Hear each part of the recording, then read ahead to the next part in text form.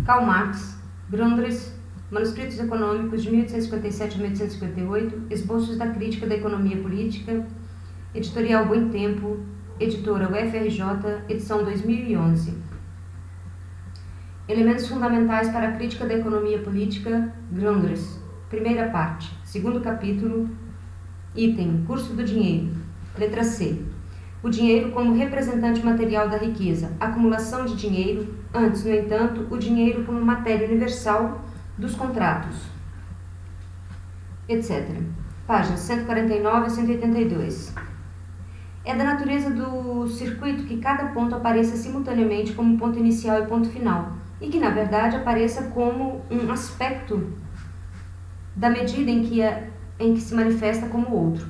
Por conseguinte, a determinação formal dinheiro, mercadoria, dinheiro é tão correta quanto a outra, mercadoria, dinheiro, dinheiro, mercadoria, que aparece como a originária. A dificuldade é que a outra mercadoria é qualitativamente diferente, mas não é o caso com o outro dinheiro. Ele só pode ser quantitativamente diferente. Considerado como medida, a substância material do dinheiro é essencial, muito embora sua disponibilidade e, mais precisamente, sua quantidade, o número em que a porção de ouro ou prata serve de unidade, seja completamente indiferente para o dinheiro nessa determinação e seja empregado em geral somente como unidade imaginária, não existente. Nessa determinação, o dinheiro tem de existir como unidade, não como número.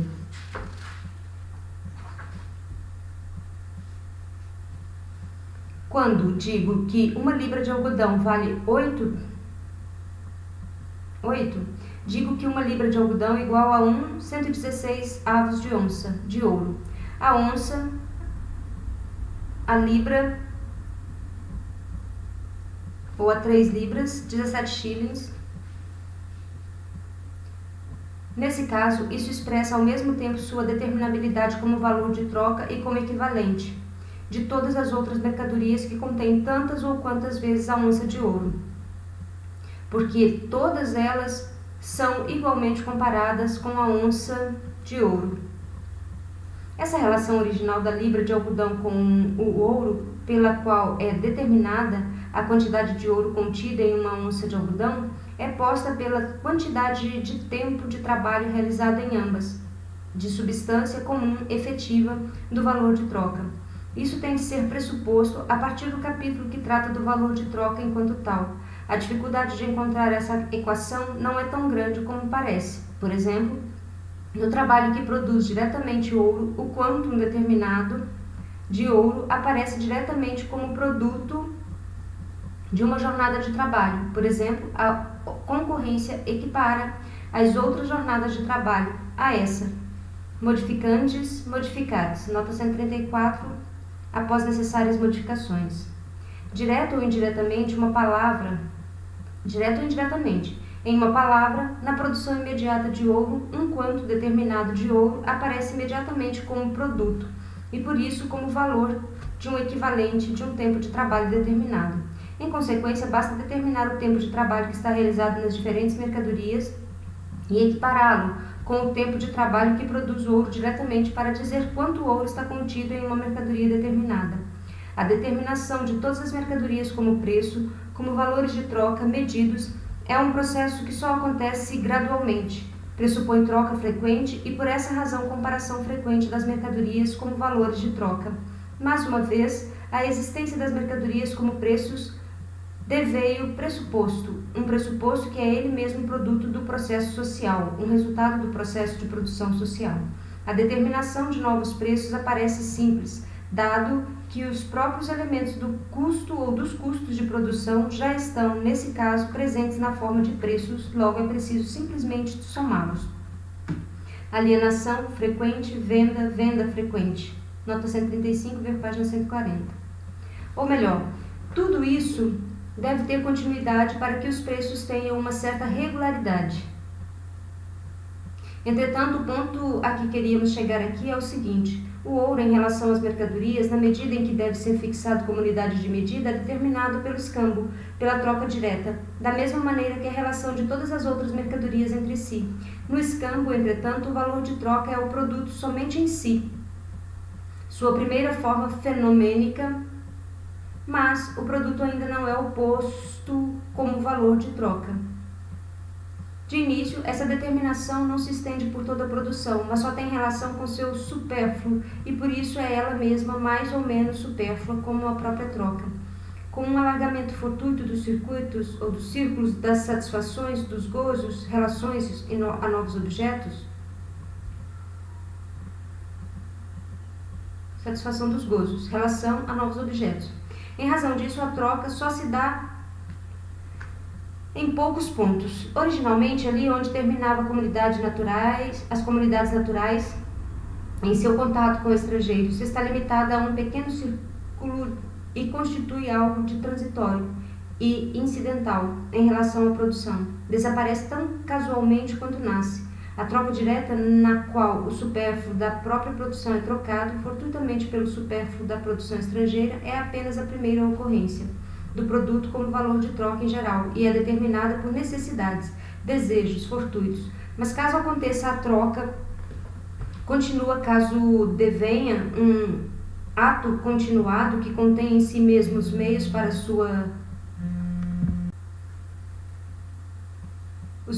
sua permanente renovação, tem lugar progressivamente desde o exterior e de modo igualmente fortuito a regulação da troca recíproca por meio da regulação da produção recíproca e os custos de produção que em última instância se resolvem todos em tempo de trabalho. Deveriam assim a medida da troca.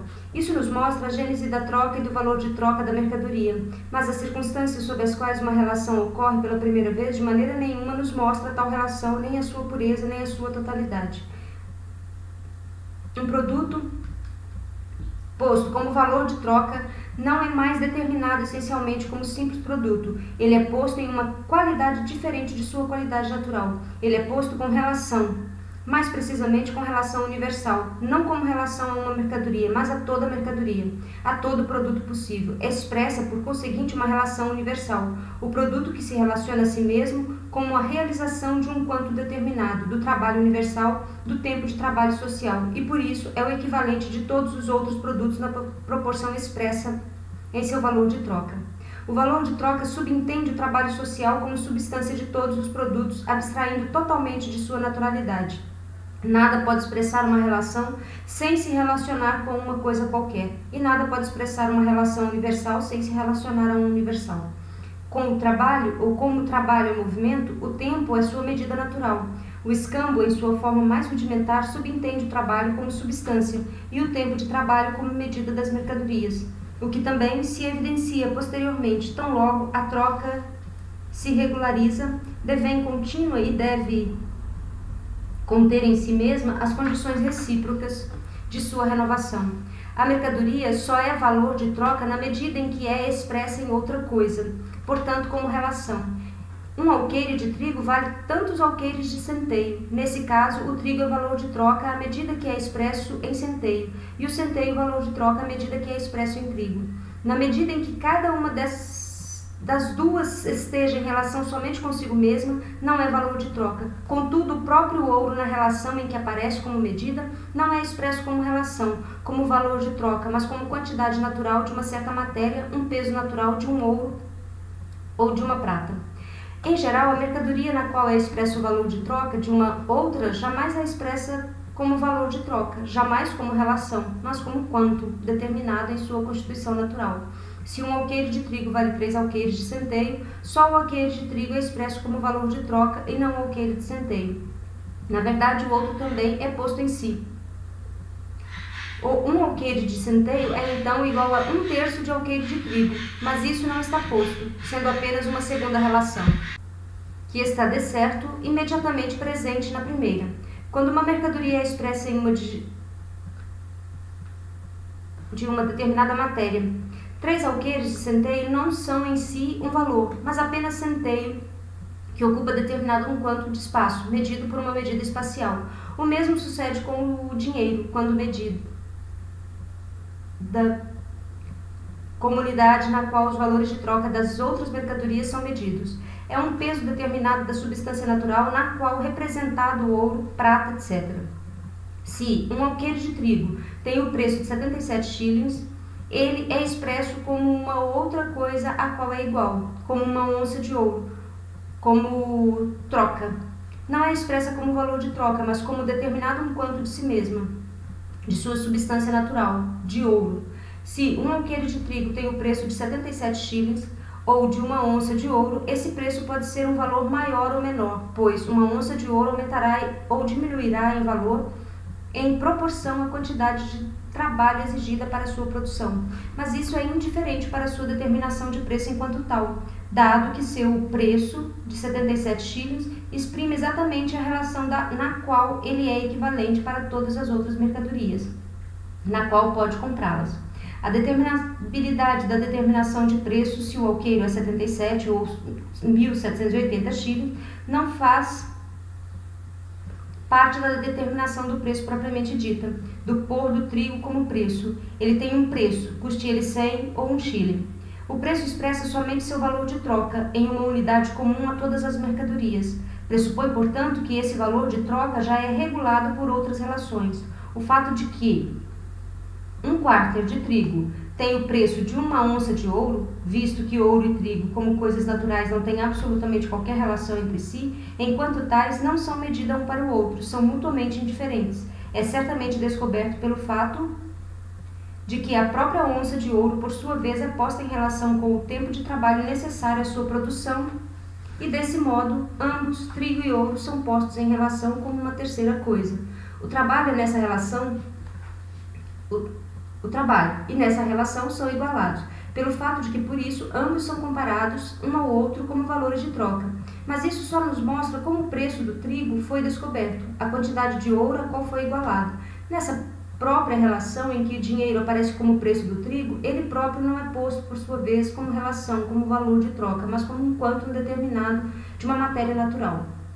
No valor de troca, as mercadorias ou produtos são postos como relações à sua substância social, o trabalho, mas como preços são expressas em quanta de outros produtos de acordo com as suas contribuições naturais ou constituições naturais. Certamente agora pode-se ser dito que também o preço do dinheiro é posto como um quarter de trigo, 3 quartos de centeio e todas as outras quantas de distintas mercadorias cujo preço é uma onça de ouro. Nesse caso, entretanto, para expressar o preço do dinheiro seria necessário enumerar a totalidade das mercadorias, cada uma delas na quantidade em que é igual a uma onça de ouro. O dinheiro teria, por conseguinte, tantos preços quantas fossem as mercadorias cujos preços eles mesmos exprimissem. A determinação principal do preço, a unidade desapareceria.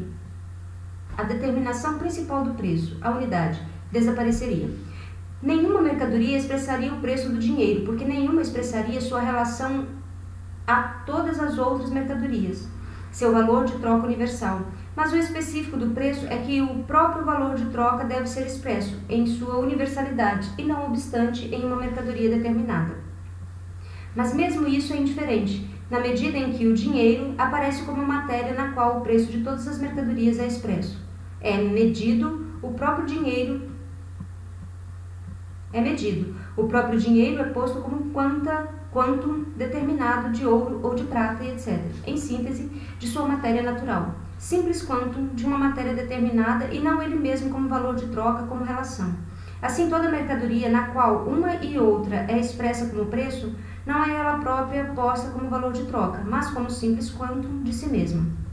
Na determinação do dinheiro como unidade dos valores de troca, como sua medida, como seu ponto universal de comparação, sua matéria natural, ouro-prata, aparece como essencial, visto que o dinheiro, como preço da mercadoria, não é valor de troca, relação, mas um peso determinado de ouro, de prata, por exemplo, a libra, com suas subdivisões. E desse modo, o dinheiro também aparece originariamente,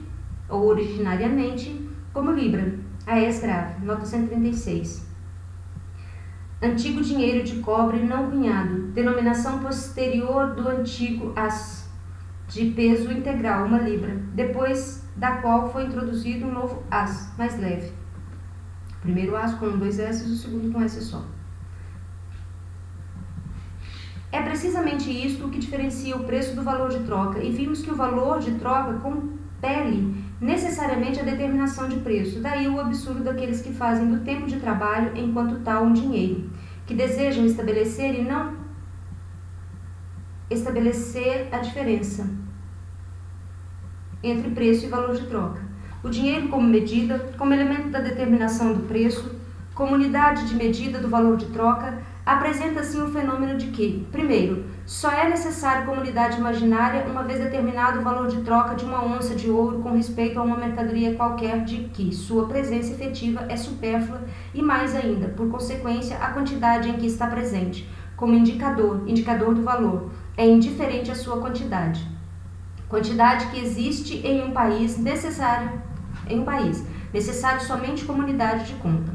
Segundo, enquanto só necessita ser posto idealmente e de fato como preço da mercadoria, só é posto nela idealmente, fornece simultaneamente como quantum simples da substância natural na qual se apresenta como um preço determinado de ouro, prata, etc.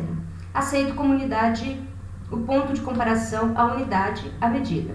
Os valores de troca, mercadoria, são transformados na imaginação em certas porções de ouro ou prata e postos idealmente, igual esse quanto imaginário de ouro, etc., como expressando tal quanto.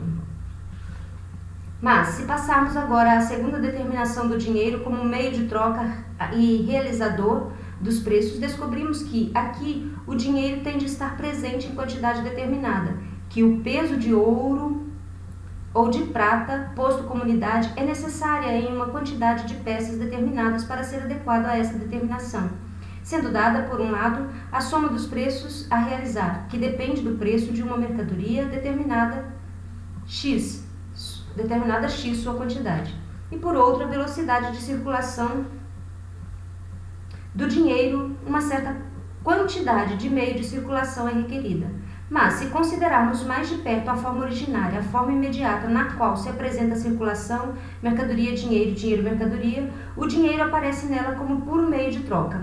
A mercadoria é trocada por mercadoria e o dinheiro aparece somente como meio de troca. O preço da primeira mercadoria é realizado em dinheiro, de modo a realizar com o dinheiro o preço da segunda mercadoria, e assim obtê-la em troca da primeira.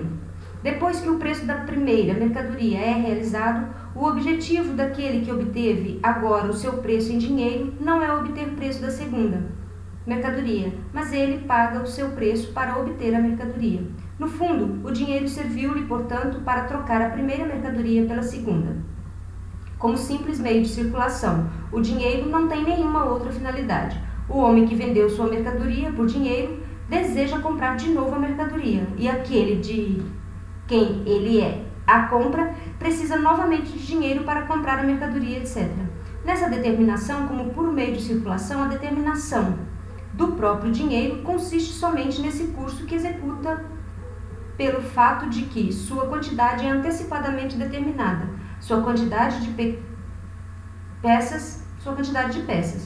O número de vezes que o próprio dinheiro está presente como unidade nas mercadorias está pré-determinado em seus preços e, como instrumento da circulação, aparece simplesmente como quantidade de peças dessas unidades pressupostas.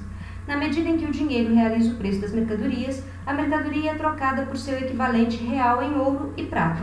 Seu valor de troca é efetivamente expresso no dinheiro como uma outra mercadoria. Porém, na medida em que esse processo só tem lugar para converter o dinheiro em mercadoria, por conseguinte, para trocar a primeira mercadoria pela segunda, o dinheiro só aparece de maneira fugaz, e sua substância consiste unicamente no fato de que dinheiro aparece continuamente com tal fugacidade. Como esse portador dessa mediação. O dinheiro como meio de circulação é somente meio de circulação. A única determinabilidade que lhe é essencial para poder funcionar nesse papel é a da quantidade, do número de unidades com que gira, dado que o número de unidades é codeterminado pela velocidade.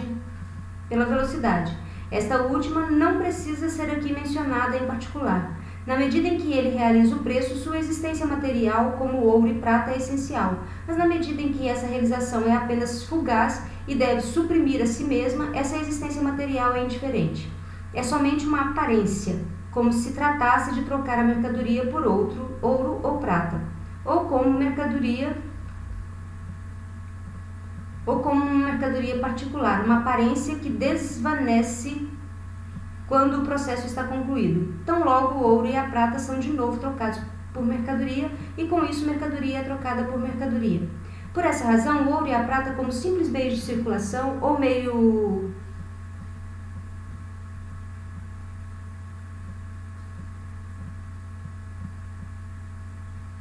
de circulação como ouro e prata é indiferente com respeito à sua qualidade, como uma mercadoria natural particular. Suponha que o preço total das mercadorias em circulação é igual a 10.000 thalers.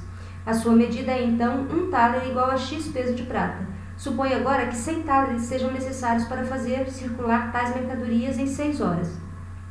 Cada thaler paga o preço de 100 thalers em 6 horas. O que é essencial agora é que de 100 thalers, a quantidade de 100 peças da unidade que mede a soma total dos preços das mercadorias está presente. 100 de tais unidades. Para o próprio processo, é indiferente que tais unidades sejam de prata. Isso já que se manifesta no fato de que 1 thaler representa no circuito da circulação uma massa de prata 100 vezes maior em comparação a que realmente está contida nele, muito embora ele represente em cada troca determinada apenas o peso de prata de 1 thaler. Considerado na totalidade da circulação, o 1 thaler representa, portanto, 100 thalers. Um peso de prata 100 vezes maior do que efetivamente contém. Ele é, de fato, só um signo para o peso de prata que está contido em 100 thalers. Realiza um preço 10 vezes maior do que o preço que ele, considerado como um quanto de prata, efetivamente realiza. Suponho, por exemplo, que a libra seja igual a 1/3 de onça de ouro. Não chega a tanto. Na medida em que o preço de uma mercadoria de 1 libra é crucial,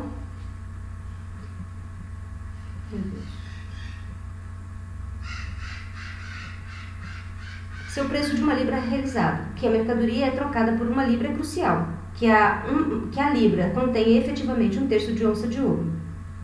Eu vou ler novamente, ficou confuso. Ele é, de fato, só um signo para o peso da prata que está contido em 100 thalers. Realiza um preço 100 vezes maior do que o preço que ele, considerando como um quanto de prata, efetivamente realiza. Suponha, por exemplo, que a libra seja 1/3 de onça de ouro. Não chega a tanto. Na medida em que o preço de uma mercadoria de 1 libra é pago, seu preço de 1 libra é realizado. Que a mercadoria é trocada por 1 libra é crucial que a libra contenha efetivamente 1/3 de onça de ouro. Fosse ela uma falsa libra, composta de um metal não precioso, 1 libra somente em aparência, o preço da mercadoria não seria de fato realizado. Para realizá-lo, a mercadoria teria de ser paga em uma quantidade de metal não precioso, igual a 1/3 de onça de ouro, visto de acordo com esse momento isolado da circulação. Portanto, é essencial que a unidade monetária represente efetivamente um quanto determinado de ouro e de prata.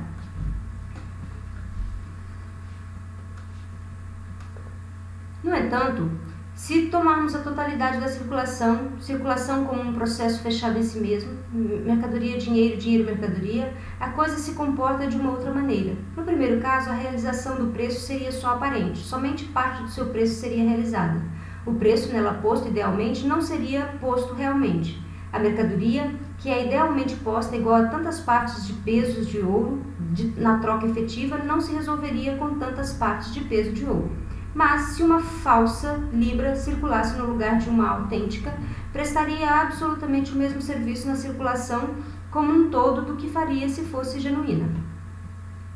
Se uma mercadoria A de 1 libra de preço é trocada por uma falsa libra esterlina, e essa falsa libra esterlina é trocada de novo pela mercadoria B de 1 libra, a falsa libra esterlina prestou absolutamente o mesmo serviço como se fosse uma libra esterlina autêntica. Por isso, nesse processo, a libra esterlina efetiva é de fato apenas um signo, desde que não seja considerado o momento em que se realizam os preços, mas somente a totalidade do processo em que se serve como meio de circulação e em que a realização dos preços é apenas uma aparência, uma mediação fugaz. Aqui, a libra esterlina de ouro serve unicamente para que a mercadoria A seja trocada pela mercadoria B de mesmo preço. A realização efetiva do preço da mercadoria A é aqui a mercadoria B, e a realização efetiva do preço de B é a mercadoria A ou C ou D, o que dá no mesmo para a forma de relação, para a qual é completamente indiferente o conteúdo particular da mercadoria. Mercadorias de mesmo preço são trocadas. Em lugar de a mercadoria A ser trocada diretamente pela mercadoria B, é trocado o preço da mercadoria A pela mercadoria B e o preço da mercadoria B pela mercadoria A. O dinheiro representa, assim, perante a mercadoria, só o seu preço. As mercadorias são trocadas entre si mesmo pelos seus preços. O próprio preço da unidade natural de peso, de ouro ou de prata, que é a matéria em que o dinheiro está corporificado, no dinheiro, vou ler novamente, o próprio preço da mercadoria expressa nela, idealmente, que é a quantidade de uma certa unidade natural de peso, de ouro ou de prata, que é a matéria em que o dinheiro está corporificado. No dinheiro, ou em seu preço realizado, confronta-se agora com a mercadoria uma quantidade efetiva dessa unidade. No entanto, na medida em que a realização do preço não é a finalidade última e por isso não se trata de ter o preço da mercadoria como preço de uma outra mercadoria, a matéria do dinheiro é indiferente, por exemplo, ouro ou prata. O dinheiro devém sujeito como instrumento de circulação, como um meio de troca, e a matéria natural na qual se apresenta aparece como um acidente, cuja importância desaparece no próprio ato da troca, porque não é essa matéria que a mercadoria trocada por dinheiro deve finalmente ser realizada, mas na matéria de outra mercadoria. Pois temos agora na circulação, além dos momentos em que, primeiro, o dinheiro realiza os preços e, segundo, faz circular os títulos de propriedade, ainda o momento, terceiro, em que, mediado pela circulação, acontece o que não poderia suceder diretamente, ou seja, que o valor de troca da mercadoria é expresso em qualquer outra mercadoria. Se uma vara de tecido custa 2 shillings e uma libra de açúcar 1 shilling, a vara de tecidos, mediada por 2 shillings, é realizada em 2 libras de açúcar, sendo o açúcar, por conseguinte, transformado na matéria de seu valor de troca, na matéria em que seu valor de troca é realizado. Como simples meio de circulação, em seu papel no processo de circulação, como fluxo contínuo, o dinheiro não é nem medida de preços, pois enquanto tal já está posto nos próprios preços, nem meio de realização dos preços, pois enquanto tal existe em um dos momentos da circulação, mas desaparece na totalidade de seus momentos. Ao contrário, é mero representante do preço frente a todas as mercadorias e serve somente como meio para que a mercadoria seja trocada pelo mesmo preço. O dinheiro é trocado por uma mercadoria qualquer porque é o representante universal do seu valor de troca e, enquanto tal, é o representante de todas as mercadorias de mesmo valor de troca. É representante universal e nessa condição está na própria circulação. Ele representa o preço de uma mercadoria na frente ou frente a todas as outras mercadorias, ou o preço de todas as mercadorias frente a uma mercadoria. Nessa relação, ele não é somente representante do preço das mercadorias, mas signo de si mesmo. No próprio ato de circulação, a sua matéria ouro e prata é indiferente. Ele é o preço, é um determinado quanto de ouro ou de prata, porém, na medida em que essa realidade do preço é aqui somente uma realidade fugaz, uma realidade continuamente destinada a desaparecer, a ser abolida, a não valer como realização definitiva, mas permanecer única e constantemente uma realização intermediária, mediadora, na medida em que aqui não se trata em absoluto da realização do preço, mas da realização do valor de troca de uma mercadoria particular no material de outra mercadoria.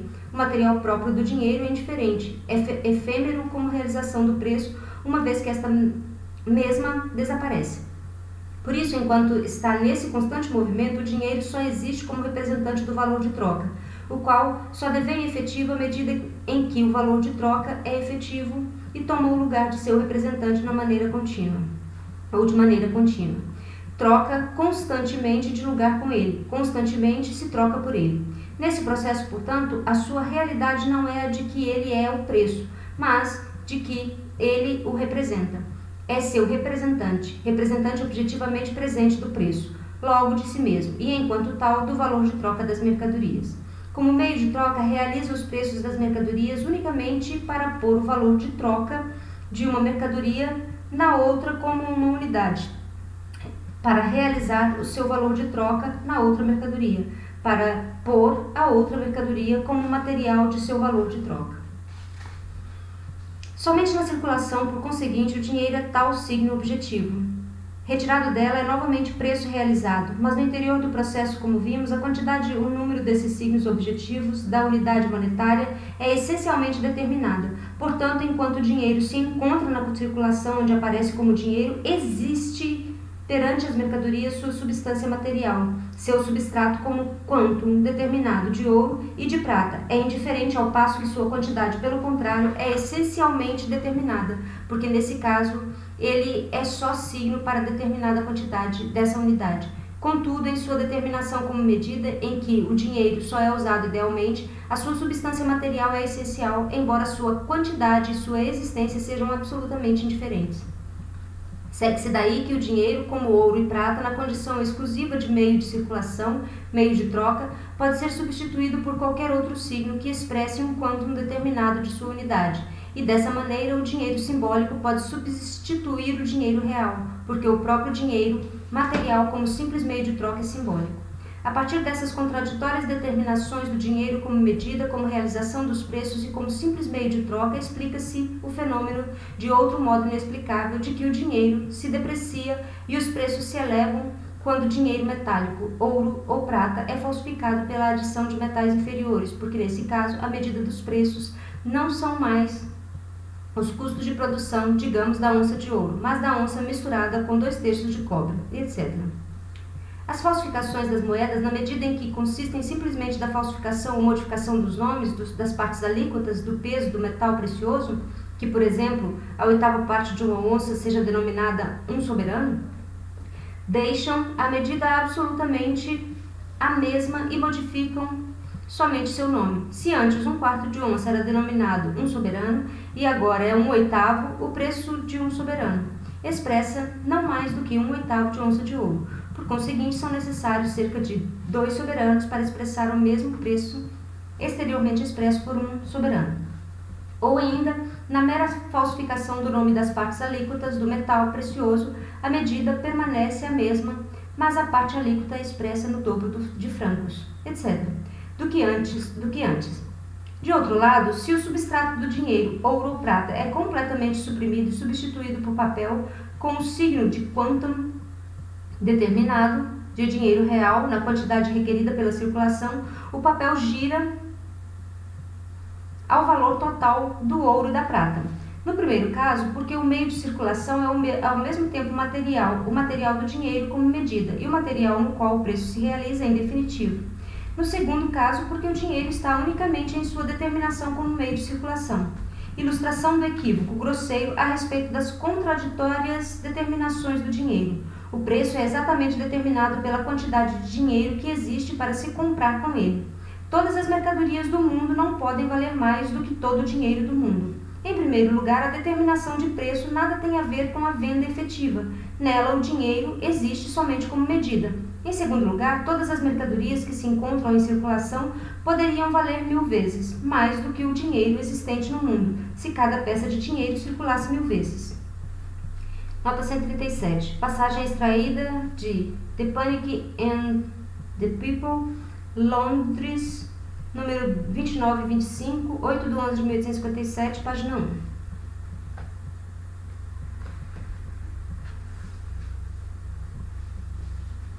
Como a soma total dos preços a ser realizados na circulação varia com os preços e com a massa das mercadorias lançadas na circulação, como, por outro lado, a velocidade do meio de circulação em curso é igualmente determinada por circunstâncias dele mesmo independentes, a quantidade dos meios de circulação tem de poder variar, se dilatar ou contrair, contração e expansão da circulação. Do dinheiro como simples meio de circulação pode-se dizer que deixa de ser mercadoria particular, na medida em que seu material é indiferente e que satisfaz somente a necessidade da própria circulação, nenhuma outra necessidade imediata. Ouro e prata deixam de ser mercadorias tão logo circulam como dinheiro. Por outro lado, pode ser dito do dinheiro que é somente mercadoria, ou mercadoria universal. A mercadoria é em sua forma pura indiferente à sua particularidade natural e por isso indiferente a todas as necessidades imediatas, sem relação natural com determinada necessidade enquanto tal. Os partidários do sistema monetário e mesmo em parte do sistema protecionista, ver por exemplo Ferrier, página 2, nota 138, a indicação da página refere-se ao caderno de extratos de Marx, sem numeração, ou data, que foi redigido em Bruxelas em cerca de abril ou maio de 1845. Alude à citação ali extratada de François-Louis Auguste Ferrier. Paris, Perlet, 1805, página 35, cita: a prata deixa de ser mercadoria assim que devém dinheiro, pois então se torna intermediário indispensável entre a produção e o consumo, e nesse caso não pode mais satisfazer imediatamente nenhuma necessidade. E se fixaram no primeiro aspecto os economistas modernos, no segundo, Say. Nota 139. Jean-Baptiste Say. Terceira edição, Paris, Deterville, 1817, tomo 2. Página 460 a 461. Edições brasileiras, Tratado de Economia Política, São Paulo, Abril Cultural, 1983. Por exemplo, que diz que o dinheiro deve ser tratado como uma mercadoria particular, uma mercadoria como qualquer outra. Como meio de troca, o dinheiro se manifesta como mediador necessário entre produção e consumo. No sistema de dinheiro desenvolvido, se produz somente para a troca, ou se produz somente à medida que se troca. Eliminado o dinheiro, ou se seria lançado de volta a um estágio muito inferior da produção, correspondente àquele estágio em que a troca direta cumpriu o papel acessório, ou se passaria a um estágio mais elevado no qual o valor de troca não seria mais a primeira determinação da mercadoria, porque o trabalho universal do qual é representante não mais se manifestaria somente enquanto trabalho privado mediado para a coletividade. Da mesma maneira, resolve-se facilmente se o dinheiro como meio de circulação é produtivo ou não produtivo. De acordo com Adam Smith, o dinheiro é improdutivo. Nota 140. Adam Smith, 6º volume, correção 1 a 4, Londres, Knight, 1835 a 1839, volume 2, 1836, página 271 a 285, volume 3, 1839, página 70 a 106, edições brasileiras, uma investigação sobre a natureza e as causas da riqueza das nações, São Paulo, Emos, 2008.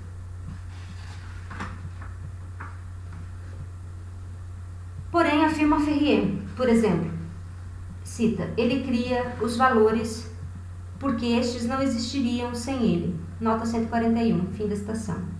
François-Louis Auguste Ferrier, citação página 52, cita: o dinheiro cria os valores porque sem dinheiro não haveria nem valores, nem indústria, nem comércio. Tem-se de considerar não apenas o seu valor como metal, mas igualmente sua qualidade como dinheiro. Nota 142. Ibidem, página 18, o tradutor de Smith não considera no dinheiro senão o seu valor sem refletir sobre a propriedade que ele possui como dinheiro. Smith tem razão. Na medida em que o dinheiro não é instrumento de um ramo particular qualquer de produção, Ferrier tem razão, porque um momento da produção universal fundada sobre o valor de troca é o de pôr o produto e o agente de produção na determinação do dinheiro, e porque essa determinação subentende um dinheiro diferente do produto, porque a própria relação de dinheiro é uma relação de produção quando a produção é considerada em sua totalidade. Na medida em que mercadoria, dinheiro, mercadoria é decomposta em seus dois momentos, a despeito dos preços das mercadorias estarem pressupostos, e isso faz grande diferença, a circulação se divide em dois atos de troca diretamente imediata. Mercadoria, dinheiro. O valor de troca da mercadoria é expresso em outra mercadoria particular, no material do dinheiro, assim como o valor da troca do dinheiro é expresso na mercadoria, da mesma forma em dinheiro e mercadoria. A esse respeito, Adam Smith tem razão quando afirma que o dinheiro como meio de troca é somente uma espécie mais complicada de escambo, troca direta. Nota 143. Com a expressão somente uma espécie mais complicada de escambo, Edouard Selle formula o seu livro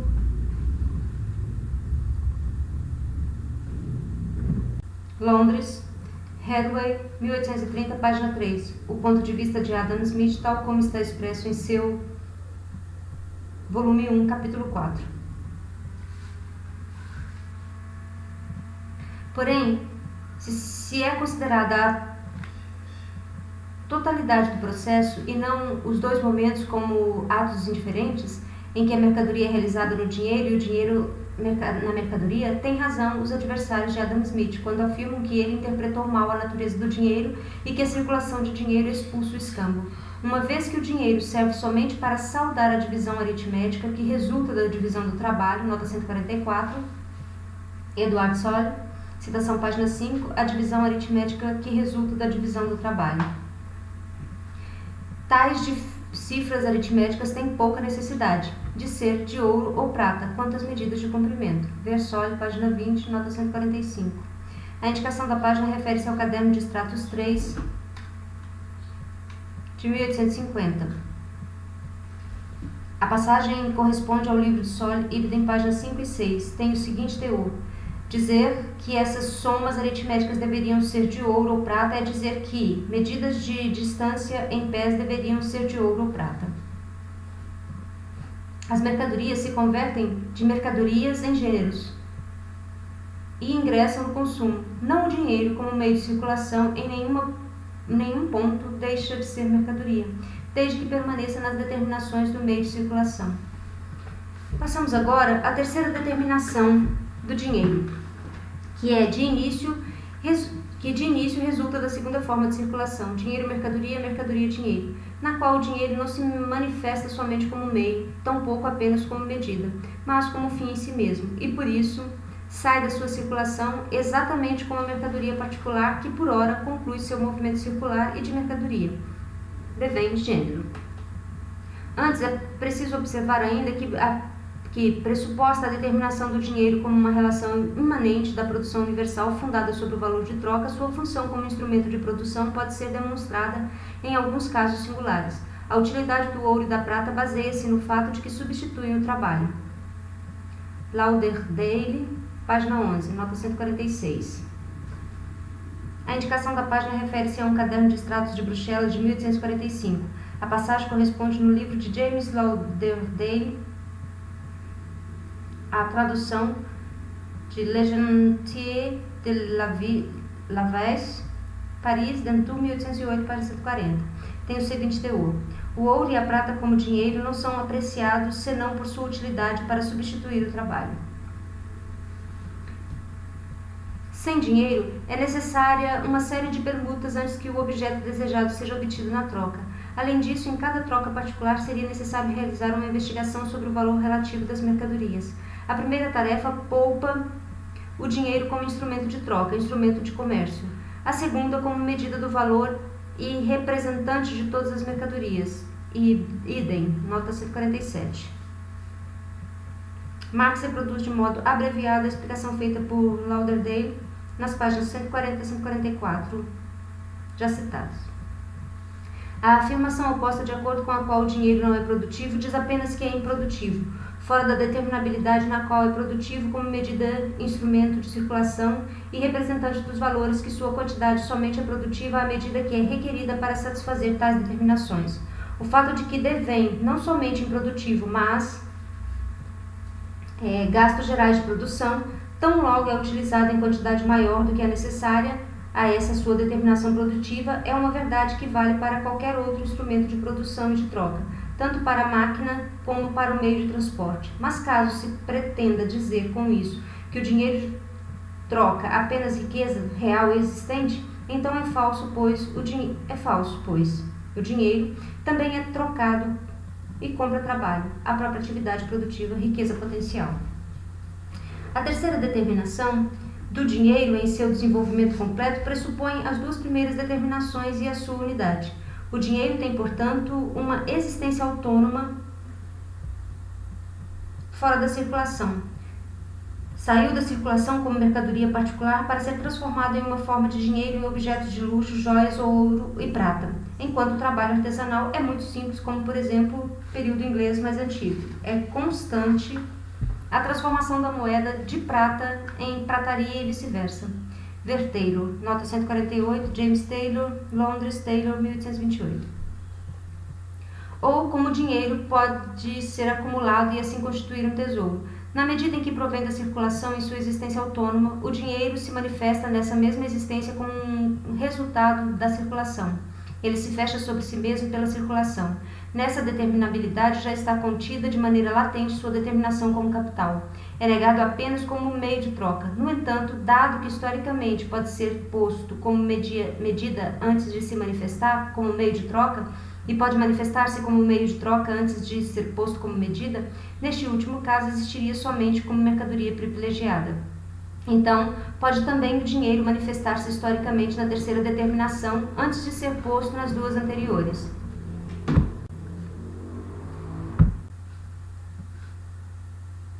Mas o ouro e a prata como dinheiro só podem ser acumulados se já existirem em uma das duas determinações, e o dinheiro somente pode se manifestar desenvolvido na terceira determinação se está desenvolvido nas duas anteriores.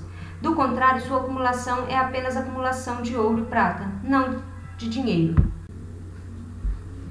Tratar em detalhe como um exemplo particularmente interessante a acumulação de dinheiro de cobre nos períodos mais antigos da República Romana. Na medida em que o dinheiro, como representante material universal da riqueza, provém da circulação e, enquanto tal, é ele mesmo produto da circulação que é ao mesmo tempo troca em uma potência mais elevada e uma forma particular de troca, o dinheiro nessa terceira determinação também está em relação com a circulação. Confronta a circulação de maneira autônoma, mas essa sua autonomia é apenas o próprio processo de circulação. O dinheiro provém da circulação do mesmo modo pelo qual novamente nela ingressa. Fora de toda relação com a circulação, não seria dinheiro, mas um simples objeto natural, ouro e prata. Nessa determinação é igualmente pressuposto o resultado da circulação.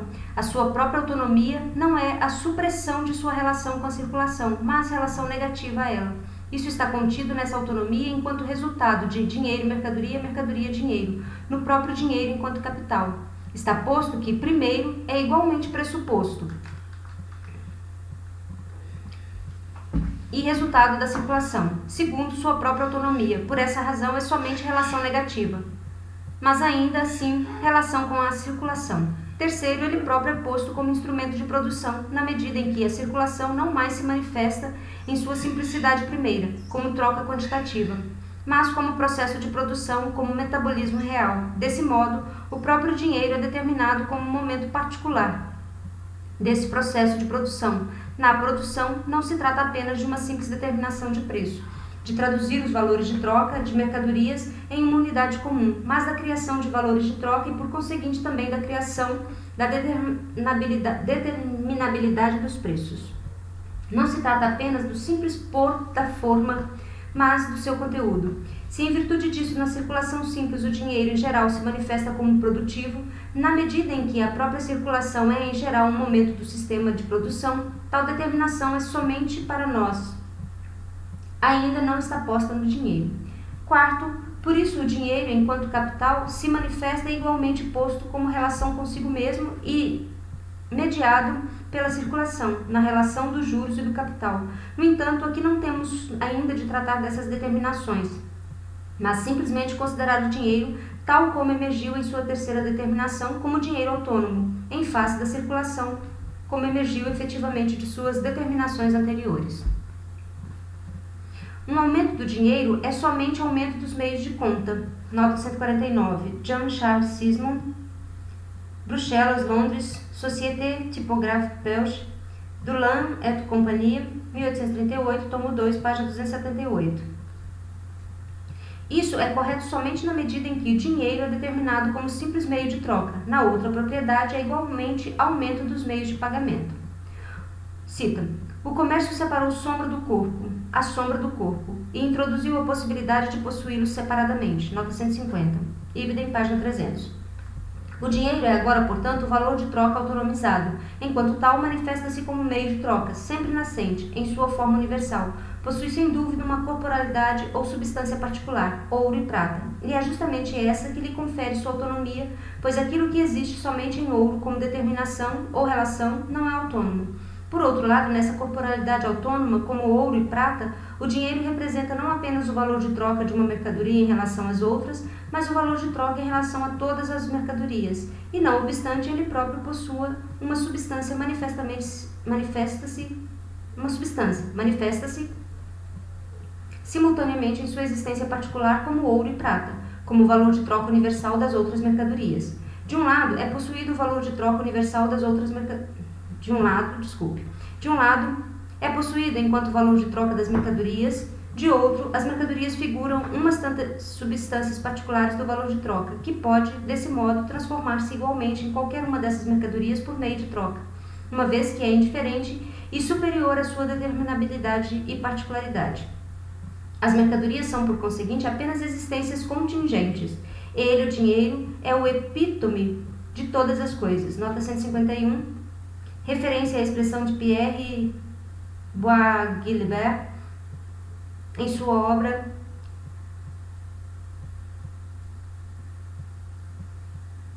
citada em Eugène Dard, Paris, Guillemont, 1843, página 399.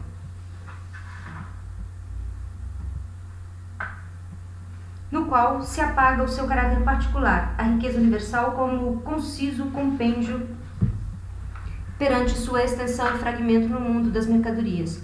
Como a riqueza aparece na mercadoria particular como um momento de si mesma, ou a mercadoria como um momento particular da riqueza, no ouro e na prata, a própria riqueza universal aparece concentrada em uma matéria particular. Toda mercadoria particular, na medida em que é valor de troca, que tem preço, expressa ela mesma tão somente um determinado quanto de dinheiro de uma forma incompleta, porque deve primeiro ser lançada na circulação para ser realizada, mas devido à sua particularidade permanece contingente o fato de que seja realizada ou não. No entanto, na medida em que figura, não como preço, mas como sua determinabilidade natural, a mercadoria é apenas momento da riqueza por sua relação com uma necessidade particular que satisfaz e expressa nessa relação. Primeiro, apenas a riqueza de uso. Segundo, apenas um aspecto muito particular dessa riqueza. O dinheiro, ao contrário, subtraindo de sua particular unidade como mercadoria valiosa, é, primeiro, o preço realizado, e segundo, satisfaz qualquer necessidade, uma vez que pode ser trocado pelo objeto de qualquer necessidade. Pode ser trocado de modo totalmente indiferente por qualquer particularidade. A mercadoria possui essa propriedade unicamente mediada pelo dinheiro. O dinheiro a possui diretamente frente a todas as outras mercadorias, e por isso frente ao inteiro mundo da riqueza. A riqueza enquanto tal. No dinheiro, a riqueza universal é não apenas uma forma, mas simultaneamente o próprio conteúdo. O conceito de riqueza está, por assim dizer, realizado, individualizado em um objeto particular, na mercadoria particular, na medida em que é preço. Nota 152. Acima dessa primeira linha da página 1 do caderno de extratos 2 consta, capítulo do dinheiro, continuação. À direita e um pouco mais acima, sem marca de inserção, abundância, acúmulo. A riqueza é posta somente como forma ideal que ainda não está realizada, na medida em que é um valor de uso determinado. Representa apenas um aspecto completamente isolado da riqueza. No dinheiro, ao contrário, o preço está realizado e a sua substância é a própria riqueza, tanto na abstração de seu modo de existência particulares, como em sua totalidade. O valor de troca forma a substância do dinheiro, e o valor de troca é a riqueza. Por isso, o dinheiro é também, por outro lado, a forma corporificada da riqueza ante todas as substâncias particulares das quais consiste a riqueza. Portanto, se de um lado forma e conteúdo da riqueza são idênticos no dinheiro, na medida em que ele seja considerado em si mesmo, de outro, o dinheiro é, em oposição a todas as outras mercadorias, a forma universal da riqueza perante as mercadorias. Enquanto a totalidade dessas particularidades forma a sua substância. Se o dinheiro, de acordo com a primeira determinação, é a própria riqueza, de acordo com a segunda, é o representante material universal da riqueza. Tal totalidade existe no próprio dinheiro como quintessência imaginária das mercadorias. Portanto, a riqueza, valor de troca como totalidade, como abstração, existe enquanto tal individualizada, com a exclusão de todas as outras mercadorias, no ouro e na prata, como um objeto tangível singular. O dinheiro, por si só, é o Deus entre as mercadorias. Em razão disso, o dinheiro como objeto tangível, singularizado, pode ser acidentalmente buscado, achado, roubado, descoberto, e a riqueza universal pode ser tangivelmente incorporada às posses de um indivíduo singular. de sua figura de servo, na qual se manifesta como simples meio de circulação, converte-se repentinamente em Senhor e Deus do mundo das mercadorias. Representa a existência celeste das mercadorias, enquanto as mercadorias representam sua existência mundana. Cada forma da riqueza natural, antes de ser deslocada pelo valor de troca, presume uma relação essencial do indivíduo com o objeto, de modo que o próprio indivíduo, de um lado, se objetiva na coisa, e de outro, sua posse da coisa se manifesta como um desenvolvimento determinado de sua individualidade. A riqueza em ovelhas, o desenvolvimento do indivíduo como pastor, a riqueza como cereal, seu desenvolvimento como agricultor, etc. O dinheiro, pelo contrário, como um indivíduo da riqueza universal, como proveniente ele mesmo da circulação e representando exclusivamente o universal, como resultado unicamente social, não pressupõe absolutamente qualquer relação individual com seu possuidor. Sua posse não é o desenvolvimento de qualquer um dos aspectos essenciais da sua individualidade, mas ao contrário, posse do desprovido de individualidade, uma vez que essa relação social existe ao mesmo tempo como objeto sensível exterior do qual se pode apoderar mecanicamente e que da forma ou da mesma forma pode ser perdido. Logo, sua relação ao indivíduo manifesta-se como puramente contingente, ao passo que ao mesmo tempo essa relação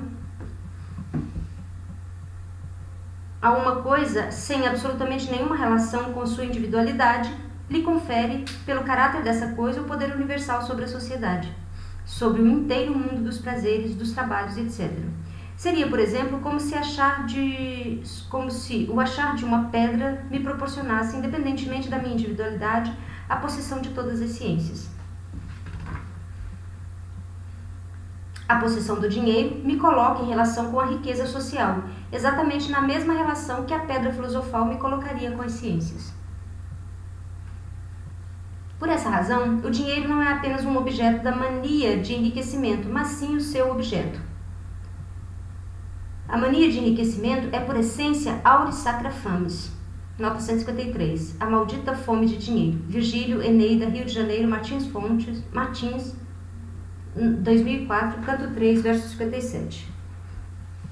A mania de enriquecimento, enquanto tal, como uma forma particular de pulsão, diferente da obsessão por riqueza particular, por exemplo, por roupas, armas, joias, mulheres, vinhos, etc., só é possível quando a riqueza universal, a riqueza enquanto tal, está individualizada em uma coisa particular, quando o dinheiro está posto em sua terceira determinação.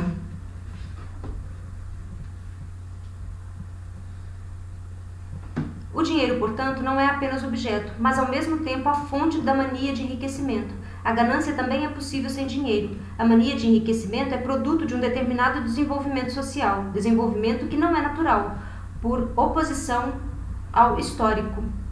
Daí a lamentação dos antigos sobre o dinheiro como a fonte de todos os males. A mania por prazer em sua forma universal e a avareza são as duas formas particulares de avidez por dinheiro. A mania abstrata por prazer pressupõe um objeto que contenha a possibilidade de todos os prazeres. A mania abstrata por prazer efetiva o dinheiro na determinação em que ele é representante material da riqueza. E efetiva a avareza, na medida em que o dinheiro é somente a forma universal da riqueza diante das mercadorias como suas substâncias particulares. Para reter o dinheiro enquanto tal, a avareza tem de sacrificar e renunciar a toda relação com os objetos das necessidades particulares, de modo a satisfazer a necessidade de avidez por dinheiro enquanto tal. A avidez por dinheiro e a mania de enriquecimento são necessariamente o caso das antigas comunidades. Daí a oposição ao dinheiro. O próprio dinheiro é a comunidade e não pode tolerar nenhuma outra superior a ele. Mas isso pressupõe o pleno desenvolvimento dos valores de troca e, por conseguinte, uma organização da sociedade correspondente a tal desenvolvimento. Entre os antigos, o valor de troca não era nexus rerum. Nota 154. Em seu caderno de extratos, o Sistema Monetário Completo, página 41, Marx escreveu o seguinte comentário, cita: os laços têm de estar organizados como laços políticos e religiosos, etc., na medida em que o poder do dinheiro não é o nexum rerum et omnium, ou aquilo que une as coisas e pessoas, página 34. Não foi possível determinar a que se refere a indicação página 34, uma vez que as 4 páginas anteriores desse caderno, em que sem dúvida era mencionada a fonte aqui extratada por Marx, não foram preservadas.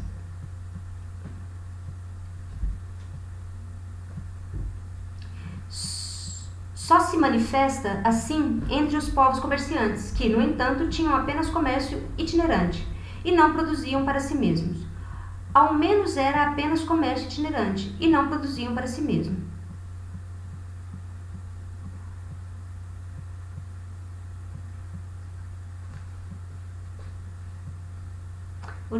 Ao menos era coisa secundária entre os fenícios, cartagineses, etc. Eles podiam viver tão bem nos interstícios do mundo antigo quanto os judeus na Polônia ou na Idade Média. Mais precisamente, esse mesmo mundo era o pressuposto de tais povos comerciantes. Eles pereceram toda vez que entraram em sério conflito com as comunidades antigas, entre os romanos, gregos, etc. O dinheiro se manifesta de início de modo ingênuo em suas duas primeiras determinações, medida e meio de circulação, mas pouco desenvolvido em ambas. Entretanto, tão logo se desenvolve seu comércio, ou como entre os romanos, tão logo se conquiste. Logo, a conquista lhe traz dinheiro em grande quantidade, em síntese, de maneira repentina, em uma certa etapa do seu desenvolvimento econômico, o dinheiro manifesta-se necessariamente em sua terceira determinação. E quanto mais se desenvolve naquela determinação, maior o declínio da sua comunidade, para atuar produtivamente. E quanto mais se desenvolve naquela determinação, maior o declínio da sua comunidade. Para atuar produtivamente, como vimos, o dinheiro em sua terceira determinação deve ser não apenas pressuposto, mas igualmente resultado da circulação e, como pressuposto dela mesma, ser um momento seu, algo posto por ela. Esse não era o caso entre os romanos, por exemplo, que o estavam roubando do mundo inteiro. É intrínseco à determinação simples do próprio dinheiro que ele só pode existir como momento desenvolvido por produção ali onde existe, o trabalho assalariado. Que, ali, igualmente, longe de dissolver a forma da sociedade, o dinheiro é muito mais uma condição do seu desenvolvimento e um motor do desenvolvimento de todas as forças produtivas, materiais e espirituais. Mesmo hoje em dia, um indivíduo singular pode ganhar dinheiro por acaso, e assim sua posse pode ter sobre ele um efeito igualmente dissolvente, tal como teve sobre a antiga comunidade. Mas a própria dissolução desse indivíduo na sociedade moderna é apenas o enriquecimento da parte produtiva da própria sociedade. O possuidor de dinheiro, no sentido antigo, é dissolvido pelo processo industrial ao qual serve a despeito de seu saber e querer. A dissolução afeta apenas sua pessoa.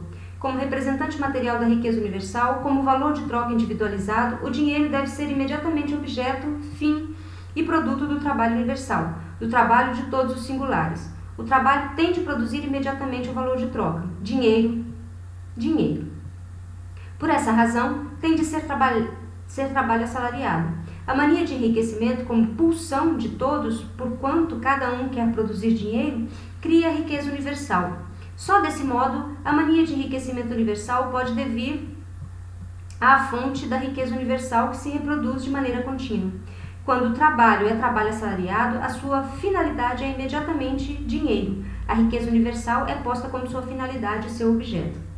A esse respeito, comentar sobre o contexto do sistema militar antigo, tão logo se converteu em sistema mercenário. Uma citação entre parênteses de Marx. O dinheiro como finalidade devém aqui meio de laboriosidade universal. A riqueza universal é produzida para se apoderar do seu representante. Assim, são abertas as fontes efetivas da riqueza. Como finalidade do trabalho, não é produto particular que está em relação particular com a necessidade particular do indivíduo. Mas dinheiro, a riqueza em sua forma universal, então, em primeiro lugar, a laboriosidade do indivíduo, não tem nenhum limite. É indiferente em relação à sua particularidade e assume qualquer forma que serve à finalidade. É engenhosa no criar objetos para a necessidade social. É claro, portanto, que sobre a base do trabalho assalariado, o dinheiro não tem efeito dissolvente, mas produtivo, enquanto a comunidade antiga já em si mesma está em contradição com o trabalho assalariado, como fundamento universal. A indústria universal somente é possível ali onde cada trabalho produz a riqueza geral, e não uma forma sua determinada, onde, portanto, também o salário do indivíduo é dinheiro. Caso contrário, são possíveis apenas formas particulares de laboriosidade. O valor de troca como produto imediato do trabalho é dinheiro como produto imediato do trabalho. O trabalho imediato, que produz o valor, de troca enquanto tal é por isso o trabalho assalariado. Onde o próprio dinheiro não é a comunidade, tem de se dissolver a comunidade. O homem da antiguidade podia comprar trabalho imediato, um escravo, mas o escravo não podia comprar dinheiro com seu trabalho. O aumento do dinheiro podia tornar os escravos mais caros, mas não tornava seu trabalho mais produtivo. A escravidão de negros, uma escravidão puramente industrial, que em todo caso desaparece com o desenvolvimento da sociedade burguesa e é com ela incompatível, pressupõe o trabalho assalariado. E se outros estados livres com trabalho assalariado não existissem ao lado de tal escravidão, mas a isolassem, imediatamente todas as condições sociais nos estados escravistas se converteriam em forma pré-civilizadas.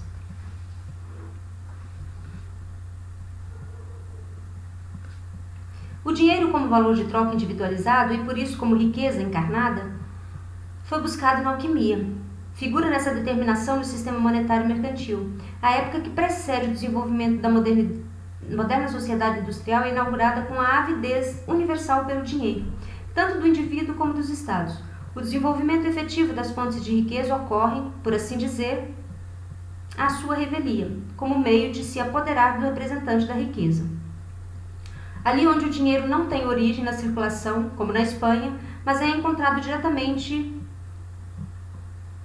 empobrece a nação, enquanto as nações que têm de trabalhar para retirá-lo dos espanhóis desenvolvem as fontes da riqueza e efetivamente se enriquecem. Por isso, a busca e a descoberta do ouro em novas partes do mundo, em novos países, desempenham um papel tão importante na história da Revolução, pois nesse caso a colonização é improvisada, avança de maneira artificial. A caça ao ouro em todos os países conduz ao seu descobrimento, à formação de novos estados.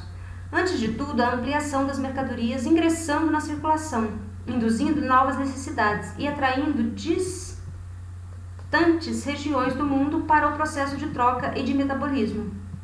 Por conseguinte, sob esse aspecto, como representante universal da riqueza, como valor de troca individualizado, o dinheiro foi igualmente um duplo meio para ampliar a riqueza, a universalidade e para estender as dimensões da troca a todo o mundo.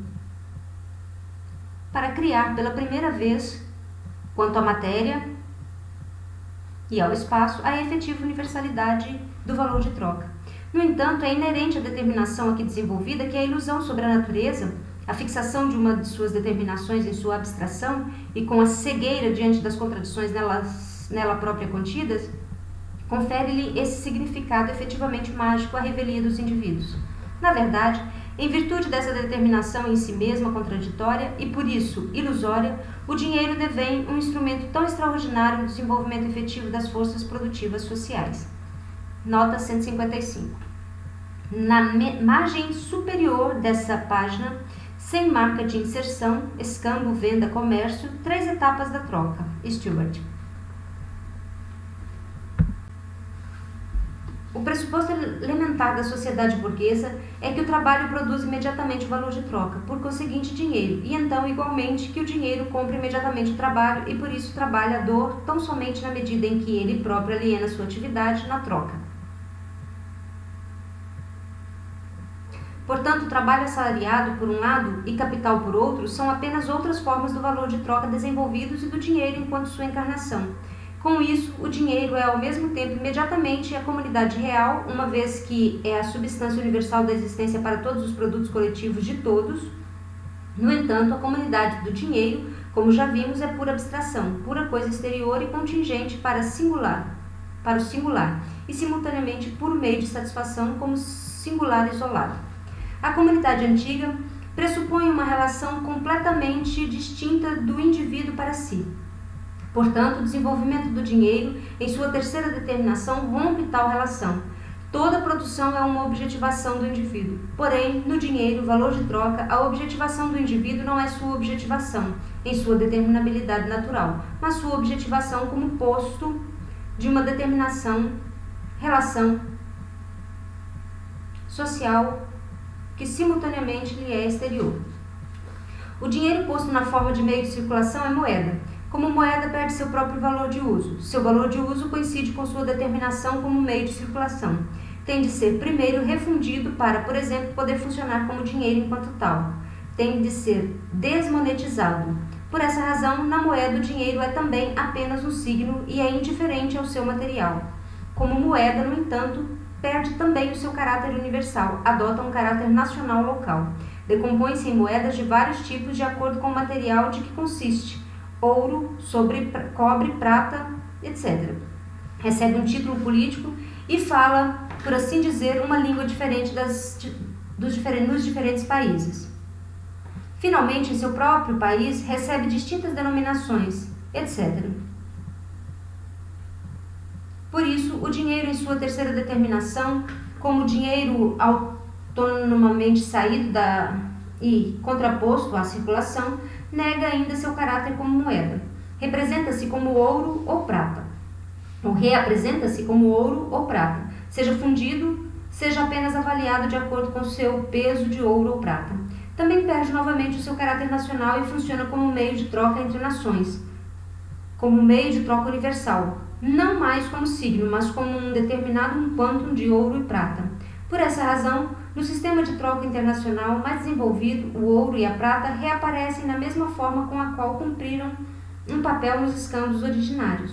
Como já assinalado, o ouro e a prata, assim como a própria troca, aparecem originalmente não no interior do círculo de uma comunidade social, mas sim ali onde tal comunidade termina em sua fronteira, nos escassos pontos de contato com comunidades estrangeiras. O ouro ou prata aparece agora posto como a mercadoria, enquanto tal, a mercadoria universal que conserva em todos os lugares o seu caráter de mercadoria. Em virtude dessa determinação formal, vale uniformemente em todos os lugares. Somente assim é o representado material da riqueza universal. Por isso, no sistema mercantilista, o ouro, a prata figuram como medida do poder das distintas comunidades. Tão logo, os metais preciosos devêm objetos do comércio, um equivalente universal de todas as coisas, eles devêm igualmente medida de poder entre as nações. Daí o sistema mercantilista. Nota 156. Citado de acordo com o caderno de extrato Sistema Monetário, Sistema de Crédito, Crises, página 21, onde Marx faz referência ao seu caderno de extratos 8, página 24. Por mais que os modernos economistas se pretendam superiores ao sistema mercantilista em períodos de crises gerais, o ouro e a prata se apresentam precisamente nessa determinação, tanto em 1857 como em 1600, nota 157. Conforme página 172, nota 164. Nesse caráter, ouro e prata desempenham um papel importante na criação do mercado mundial, assim a circulação de prata americana do oeste para o leste, por um lado, o vínculo metálico entre a América e a Europa, e por outro, com a Ásia desde o início da época moderna. Entre as comunidades originárias, esse comércio com ouro e prata, assim como a totalidade da troca, eram acessórios relacionados ao supérfluo. No comércio desenvolvido, entretanto, é posto como um momento que está essencialmente ligado à produção e etc., como um todo. O dinheiro aparece não mais como a troca do excedente, mas como saldo do excedente no processo global da troca internacional de mercadorias. Agora é moeda tão somente como moeda mundial. Porém, enquanto tal, é essencialmente indiferente à sua determinação formal como meio de circulação, enquanto sua matéria é tudo. Como forma, o ouro e a prata, nessa determinação, permanecem como a mercadoria de acessibilidade geral, a mercadoria enquanto tal. Nessa primeira seção, em que são considerados valor de troca, dinheiro, preço, as mercadorias sempre aparecem como dadas. Nota 158, conforme páginas 61 e 62. A determinação formal é simples. Sabemos que elas exprimem determinações da produção social, mas a própria produção social é pressuposta, mas elas não são postas nessa determinação. Dessa maneira, a primeira troca aparece na verdade como troca exclusivamente do supérfluo, que não submete nem determina a totalidade da produção. É o excedente existente de uma produção global que se situa fora do mundo dos valores de troca. Da mesma forma, também na sociedade desenvolvida, as coisas se apresentam na superfície como um mundo de mercadorias imediatamente existente, mas essa própria superfície aponta para ela além de si mesma, para as relações econômicas que são postas como relação ou relações de produção. Por isso, a articulação interna da produção constitui a segunda seção, sua síntese no Estado a terceira, a relação internacional a quarta, o mercado mundial a conclusão, em que a produção é posta como totalidade, assim como cada um de seus momentos,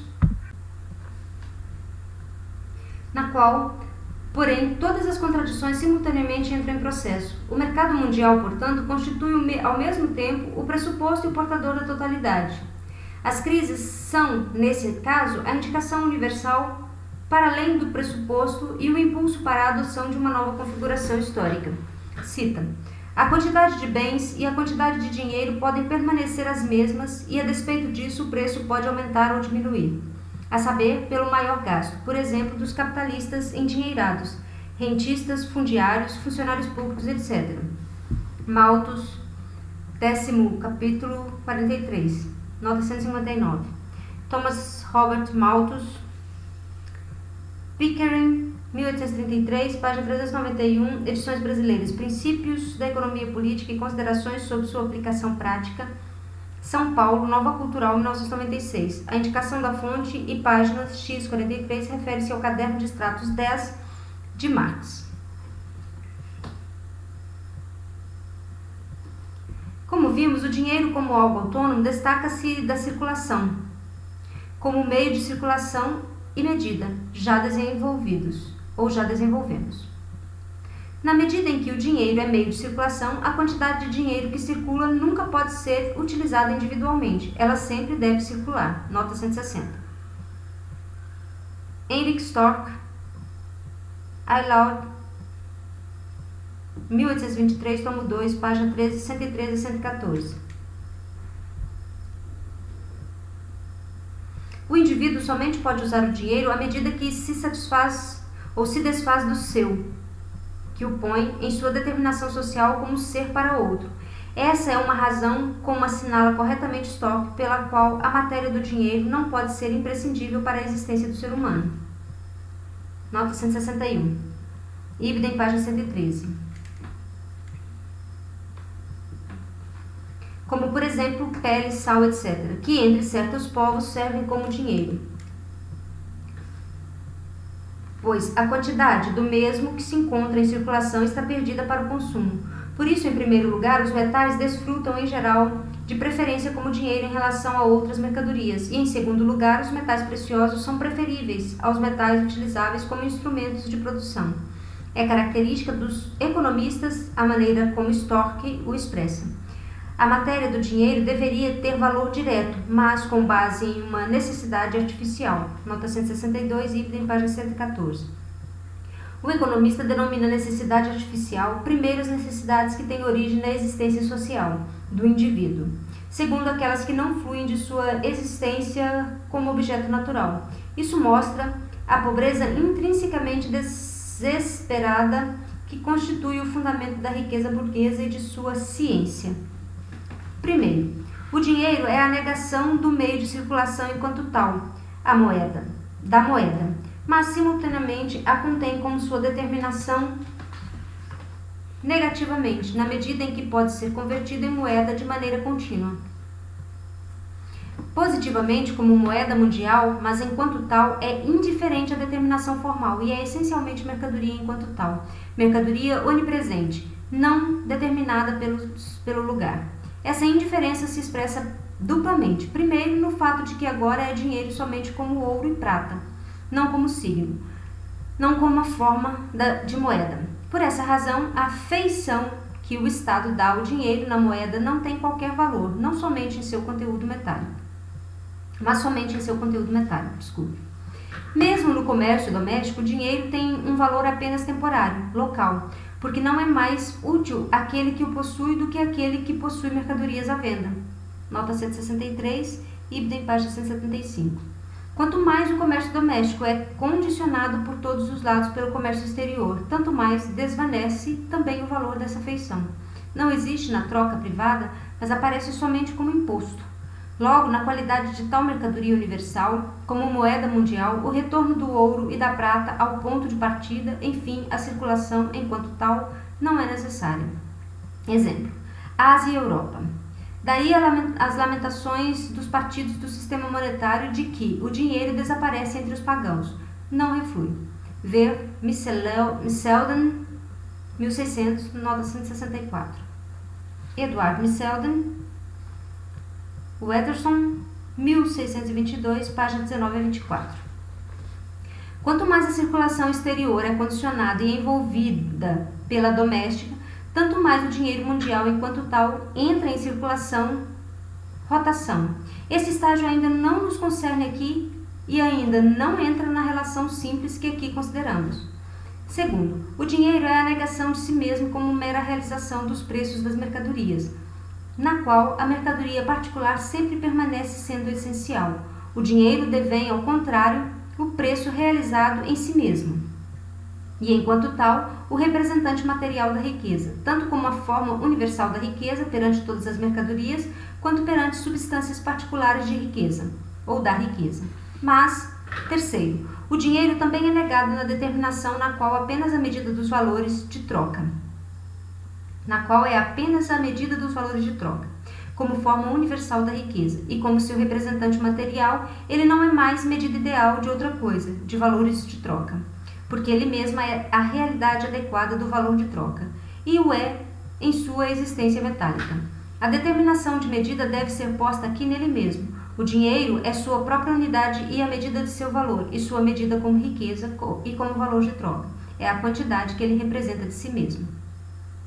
A quantidade de um quantum de si mesmo, que serve de unidade. Como medida, sua quantidade era indiferente, como meio de circulação era indiferente à sua materialidade. A matéria da unidade como dinheiro nessa terceira determinação. A quantidade de si mesmo como um quanto material determinado é essencial. Pressuposta sua qualidade como riqueza universal, não há nele qualquer diferença além da quantitativa. Representa mais ou menos a riqueza universal conforme é possuída a cada momento como determinado quantum daquela riqueza, em maior ou menor quantidade. Se o dinheiro é a riqueza universal, é-se tanto mais rico quanto mais ele se possua. E o único processo importante é o acumular dinheiro, tanto para o indivíduo singular como para as nações.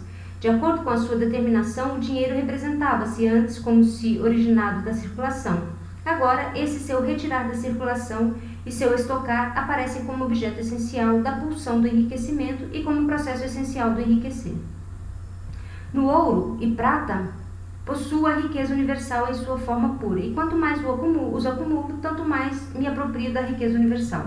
Se ouro e prata representam a riqueza universal como quantidades determinadas, a representam somente em determinado grau, suscetível de ser expandido indefinidamente. Essa acumulação de ouro e prata, que se apresenta como sua repetida retirada da circulação, é ao mesmo tempo pôr-se em segurança da riqueza universal frente à circulação na qual a riqueza continuamente se perde na troca por uma riqueza particular que, por fim, desaparece no consumo. Entre todos os povos antigos, o acumular de ouro e prata aparece originalmente como um privilégio sacerdotal e real, posto que o Deus, o rei das mercadorias, cabe apenas a deuses e reis. Só eles merecem possuir a riqueza enquanto tal. Nesse caso, tal acumulação serve, por um lado, somente para a ostentação da abundância, da riqueza, como uma coisa extraordinária, festiva, como presente para templos e seus deuses, para objetos de arte públicos, finalmente como meio de garantia para o caso da necessidade extraordinária, para a aquisição de armas, etc. Mais tarde, a acumulação devém política entre os antigos. O tesouro do Estado como fundos de reserva e os templos são os bancos originários nos quais é conservado esse santíssimo. O acumular e estocar atingem seu máximo desenvolvimento nos bancos modernos. Nesse caso, entretanto, com determinação anteriormente desenvolvida. Por outro lado, no âmbito privado, o estocar apresenta-se como pôr em segurança da riqueza em sua forma pura ante as vicissitudes do mundo exterior, forma na qual ela pode ser enterrada. Em síntese, em uma relação inteiramente secreta com o indivíduo. Isso, em escala histórica, ainda maior na Ásia. Repete-se em todos os pânicos, guerras, etc., na sociedade burguesa, que nesse caso retrocede ao estado bárbaro. Da mesma forma, o acumular de ouro, etc., nesse caso, retrocede ao estado bárbaro. Da mesma forma, o acumular de ouro, etc., como adorno e ostentação entre os semi-bárbaros. mas uma parte muito grande e crescente do ouro é retirada da circulação como objeto de luxo na sociedade burguesa mais desenvolvida. Ver Jacob, etc. Nota 165. William Jacob, Londres, Murray, 1831, volume 2, página 270 a 323. Como representante da riqueza universal, é precisamente o seu conservar sem abandoná-lo à circulação e sem utilizá-lo para necessidades particulares que constitui a prova da riqueza do indivíduo. E na mesma medida em que o dinheiro se desenvolve em suas diferentes determinações, em que a riqueza, enquanto tal, devém a medida universal do valor do indivíduo, desenvolve-se o impulso à sua orientação, à sua ostentação. Logo, a exibição de ouro e prata como representantes da riqueza universal, precisamente como o senhor Rothschild, que expôs como brasões dignos dele 2 notas bancárias de 100 mil libras, cada qual guarnecida por uma moldura, a ostentação bárbara de ouro, etc., é somente uma forma mais ingênua do que essa moderna, pois se dá com menor relação ao ouro como dinheiro. No primeiro caso, ainda se tratava do simples esplendor do ouro. No segundo, trata-se da ironia refletida. A ironia reside no fato de que o ouro não é usado como dinheiro. O importante aqui é a forma antitética à circulação. A acumulação de todas as outras mercadorias é originariamente menor do que a de ouro e prata, por causa da sua perecibilidade. Os metais representam em si o durável perante as outras mercadorias. São também preferencialmente acumulados em razão de sua maior raridade e seu excepcional caráter como instrumentos de produção par excellence. Nota da tradução por excelência. Os metais preciosos, por não estarem sujeitos à oxidação pelo ar, são por sua vez menos perecíveis do que os metais não preciosos. O que parece ou perece nas outras mercadorias é justamente sua forma, mas essa forma lhes confere justamente o valor de troca, enquanto o seu valor de uso consiste na supressão dessa forma, no consumo. No dinheiro, ao contrário, é sua substância, sua materialidade a própria forma na qual ele representa a riqueza. Se o dinheiro, segundo sua determinação espacial, se manifeste como a mercadoria universal de todos os lugares, o mesmo também sucede de acordo com a sua determinação temporal. Conserva-se como riqueza em todas as épocas, duração específica da riqueza. É o tesouro que nem as traças nem a ferrugem devoram. Nota 166, Bíblia, o Novo Testamento, Evangelho de Mateus 6,19, tomado do caderno de extratos, o Sistema Monetário Completo, página 19. Também são tomados desse caderno, página 18 e 19, as outras citações posteriormente aduzidas de Pat e Miss Selden, bem como as afirmações de Marx sobre a mercadoria como dinheiro efêmero, sobre o dinheiro como mercadoria eterna e como mercadoria onipresente, sobre a mercadoria como só dinheiro local e sobre o ascetismo da formação de tesouro.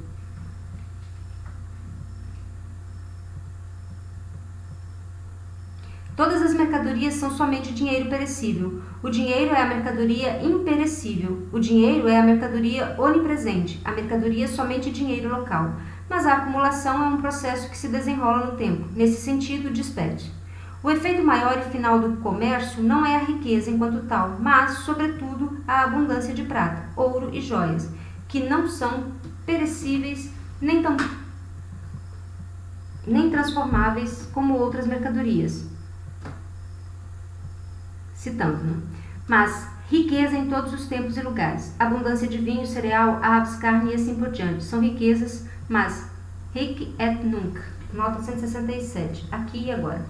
Por conseguinte, a produção de tais mercadorias e os efeitos de tal comércio que provê um país de ouro e prata são mais vantajosos do que outros. Página 3, 168. Nota. A indicação da página refere-se ao caderno de extratos de Marx de julho de 1845. A citação provém do livro de William Pett, Londres, Pecot e Phoenix, 1699, páginas 178 a 179. Se, mediante o imposto, o dinheiro é tomado daquele que o come e bebe e é dado àquele que utiliza no melhoramento da terra, na pesca, na exploração de minas, em manufatura ou mesmo em roupas, há sempre um benefício para a comunidade, pois mesmo roupas não são tão perecíveis como refeições. Se é usado para o equipamento de casas e benefício é um pouco maior na construção de casas, ainda maior no melhoramento de terras. exploração de minas, pesca, mais ainda. O benefício máximo, sobretudo se investido para conseguir ouro e prata para o país, porque essas são as únicas coisas que não são perecíveis, mas são consideradas riqueza em todos os tempos e lugares. Página 5, nota 169. A indicação de página refere-se ao mesmo caderno de extratos citados anteriormente. A passagem extratada se encontra no livro de Pett, Ibidem, página 195 a 196. Fim da citação. Assim escrevia um autor do século XVII. Vê-se como a acumulação de ouro e prata recebia o verdadeiro estímulo de sua concepção como representante material e forma universal da riqueza. O culto ao dinheiro tem seu ascetismo, sua renúncia, seu autossacrifício, a parcimônia e frugalidade, o desprezo dos prazeres mundanos, temporais e efêmeros, a busca do tesouro eterno. Daí a conexão entre o puritanismo inglês ou também do protestantismo holandês, com o ganhar dinheiro. No início do século XVII, um escritor, Selden, expressou a coisa de modo bastante ingênuo, cita: a matéria natural do comércio é a mercadoria, a artificial o dinheiro. Muito embora o dinheiro na natureza e no tempo venha depois da mercadoria, tal como é usado hoje, se converteu no principal. Ele compara isso com os 2 filhos do velho Jacob, que pousou a mão direita sobre o mais novo e a esquerda sobre o mais velho. Página 24, 170, nota. A indicação da página refere-se ao mesmo caderno de extratos citado anteriormente. A passagem extratada se encontra no livro de Edward Selden, página 7. A comparação com o velho Jacob refere-se à Bíblia, Antigo Testamento, livro 1 de Moisés, Gênesis 48, 13 e 20. Cita: nós consumimos uma abundância tão grande de vinho da Espanha, da França, do Reno, do Levante, das ilhas, as passas da Espanha, os corintos do Levante, as cambraias de Hainaut e da Holanda, as sedas da Itália, o açúcar e o tabaco das Índias Ocidentais, as especiarias das Índias Orientais. Tudo isso não é necessário para nós e, no entanto, é comprado com dinheiro vivo. Se fossem vendidos menos produtos estrangeiros e mais nacionais, o excedente teria de fluir para nós na forma de ouro e prata, como tesouro. Nota 171. Ibidem, página 12 a 13. Fim da citação. Os modernos economistas ridicularizaram naturalmente semelhante argumento na seção geral dos tratados de economia. Porém, quando é considerada em particular a ansiedade na doutrina do dinheiro e o temor febril com que, nos tempos de crise, a entrada e a saída de ouro e prata são vigiadas na prática, fica patente que o dinheiro, na determinação na qual o concebiam com ingênua unilateralidade, os partidários dos sistemas monetaristas e mercantilistas, ainda continua sendo perfeitamente válido, não apenas na imaginação, mas como categoria econômica real. A atitude oposta, que representa as necessidades efetivas da produção contra essa supremacia do dinheiro, aparece de modo mais contundente em Bois-Guilbert. Ver as passagens convincentes em meu caderno, nota 172. Referência ao caderno de extratos sem data ou numeração escrito por Marx em cerca de junho e julho de 1845 em Bruxelas. Os trechos comentados são escritos de Bois-Guilbert, são extraídos por Marx da coletânea organizada por Eugène Dere, Economiques Finances, do século XVIII. Eles estão publicados em Mega, seção 1, capítulo 3, páginas 563 e 583.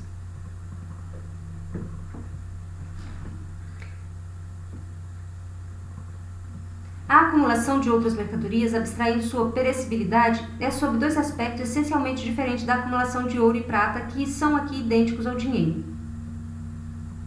De um lado, a acumulação de outras mercadorias não tem a característica da acumulação de riqueza enquanto tal, mas de riqueza particular, sendo ela própria, por isso, um ato particular de produção que não se resume ao simples acumular. Armazenar cereais requer instalações particulares. Acumular ovelhas não faz de ninguém pastor. Acumular escravos ou terra torna necessárias relações de dominação e servidão, etc. Tudo isso requer, portanto, determinadas relações e atos distintos da acumulação simples, da multiplicação da riqueza enquanto tal. De outro lado, para depois realizar a mercadoria acumulada como riqueza universal, para me apropriar da riqueza em todas as suas formas particulares, devo praticar o comércio com as mercadorias particulares que acumulei. Comerciante de cereais, comerciante de gado, etc. Disso me desobriga o dinheiro como representante universal da riqueza. A acumulação de ouro e prata de dinheiro é a primeira manifestação histórica do acúmulo de capital e o primeiro grande meio para tanto. Porém, enquanto tal, ainda não é acumulação de capital. Para isso, o reingresso do acumulado na própria circulação deveria ser posto como momento e meio de acumular. O dinheiro, em sua determinação última, manifesta-se, pois, sob todos os aspectos, como uma contradição que se resolve a si mesma, que tende à sua própria resolução. Como forma universal da riqueza, se lhe confronta o inteiro mundo das riquezas reais. É pura abstração dessas riquezas. Por isso, retido dessa maneira, é pura ilusão. Ali onde a riqueza parece existir enquanto tal, em forma absolutamente material, tangível, o dinheiro tem sua existência apenas em minha cabeça. É uma pura quimera. Midas, nota 173. O lendário rei da Frígia, o Midas da fábula, figura em uma das passagens extratadas por Marx dos escritos de Bois-Guilbert, ver nota anterior. De acordo com a saga grega, um deus satisfaz o desejo do rei que tudo por ele tocado se transformasse em ouro. Porém, isso inclui também os alimentos. Um banho o libertou dessa funesta dádiva.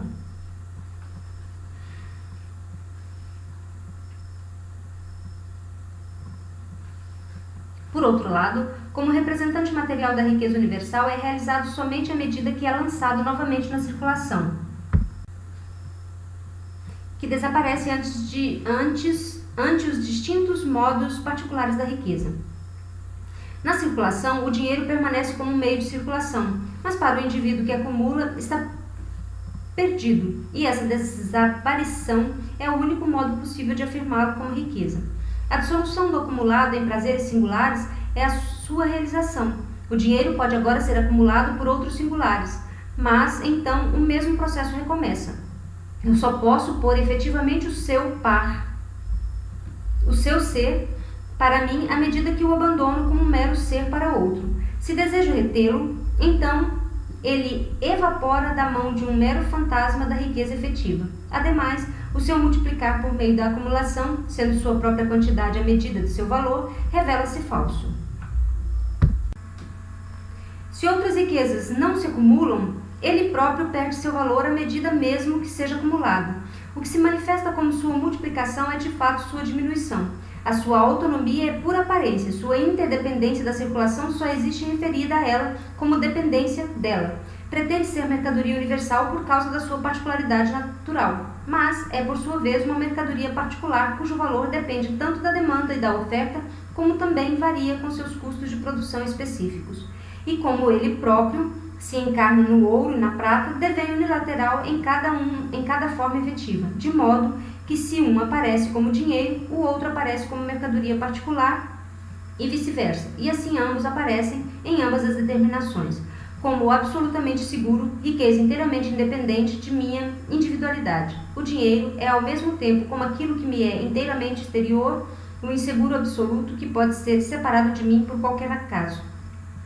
O mesmo sucede com as determinações inteiramente contraditórias do dinheiro como medida, meio de circulação e dinheiro enquanto tal. Finalmente, ele se contradiz ainda na última determinação porque deve representar a riqueza enquanto tal, mas, de fato, representa somente um quantum, idêntico de valor variável, por isso se cancela como valor de troca consumado. Como simples medida, o dinheiro já é negado em si como meio de circulação. Como meio de circulação e medida, é negado em si como dinheiro. A sua negação na última determinação é, portanto, simultaneamente a negação nas duas primeiras. Negado como mera forma universal da riqueza, o dinheiro tem, assim, de se realizar nas substâncias particulares da riqueza real, Porém, na medida em que, desse modo, se afirma efetivamente como representante material da totalidade da riqueza, o dinheiro tem de se manter ao mesmo tempo como a forma universal. O seu ingresso na circulação deve ser ele mesmo um momento de seu manter-se em si mesmo. O seu manter-se em si mesmo deve ser um ingresso na circulação, o que significa que, como valor de troca realizado, o dinheiro deve ser posto ao mesmo tempo como processo no qual o valor de troca se realiza. É simultaneamente a negação de si como uma forma puramente coisal, forma da riqueza exterior e contingente frente aos indivíduos. Deve aparecer, ao contrário, como a produção da riqueza, e a riqueza como resultado das relações mútuas dos indivíduos na produção. Por conseguinte, o valor de troca é determinado agora como processo, não mais como simples coisa para a qual a circulação é apenas um movimento externo, ou que existe como indivíduo em uma matéria particular. É determinado como relação consigo mesmo mediante o processo de circulação. Por outro lado, a própria circulação não é mais determinada unicamente como simples processo de troca de mercadorias por dinheiro e de dinheiro por mercadorias, não mais apenas como um movimento mediador para realizar os preços das distintas mercadorias, para equiparar reciprocamente as mercadorias como valores de troca, processo no qual ambos aparecem para fora da circulação. Por um lado, o valor de troca pressuposto, a retirada definitiva da mercadoria no consumo e, portanto, a destruição do valor de troca; por outro, a retirada do dinheiro, sua autonomização perante a sua substância, que é também uma outra forma de sua destruição. O próprio valor de troca, e agora não mais o valor de troca em geral, mas o valor de troca medido, deve manifestar-se como pressuposto, ele mesmo posto pela circulação. E como posto pela circulação, deve manifestar-se como seu pressuposto. Do mesmo modo, o processo de circulação deve manifestar-se como processo de produção dos valores de troca. Portanto, por um lado, é o retorno do valor de troca ou ao trabalho, e por outro, o retorno do dinheiro ao valor de troca, que, no entanto, está posto agora em uma determinação aprofundada. Na circulação, o preço determinado está pressuposto, e ela o põe como dinheiro apenas formalmente. A própria determinabilidade do valor de troca, ou a medida dos preços, deve agora ela mesma manifestar-se como ato da circulação. Posto desse modo, o valor de troca é o capital, e a circulação é simultaneamente posta como ato da produção. Para retomar, na circulação, tal como ela se manifesta como circulação de dinheiro, é pressuposta a simultaneidade de ambos os polos da troca. No entanto, pode ocorrer diferença temporal entre a existência das mercadorias a trocar. Pode ocorrer da natureza dos serviços recíprocos que a prestação seja efetuada hoje, mas que a contraprestação só possa ser efetuada após um ano, etc. Na maioria dos contratos, diz Sênior, apenas uma das partes contratantes tem a coisa disponível e a empresta. E se a troca deve ter lugar, deve-se cedê-la de imediato sob a condição de receber o equivalente somente em um período posterior. Uma vez que o valor de todas as coisas varia em um determinado período, adota-se como meio de pagamento a coisa cujo valor menos varia, que, por um período mais longo, mantém uma dada capacidade média de comprar coisas. Assim, o dinheiro devém a expressão do representante do valor. Nota 174. Nassau William Sênior, Paris, lá, 1836, páginas 116 a 117. De acordo com essa passagem, a última determinação do dinheiro nada tem a ver com sua determinação ou com suas determinações anteriores, mas ela é falsa. É somente quando o dinheiro é posto como representante autônomo do valor que os contratos, por exemplo, não são mais avaliados em quanta de cereais ou em serviços a efetuar. O último, por exemplo, universalmente vigente no feudalismo.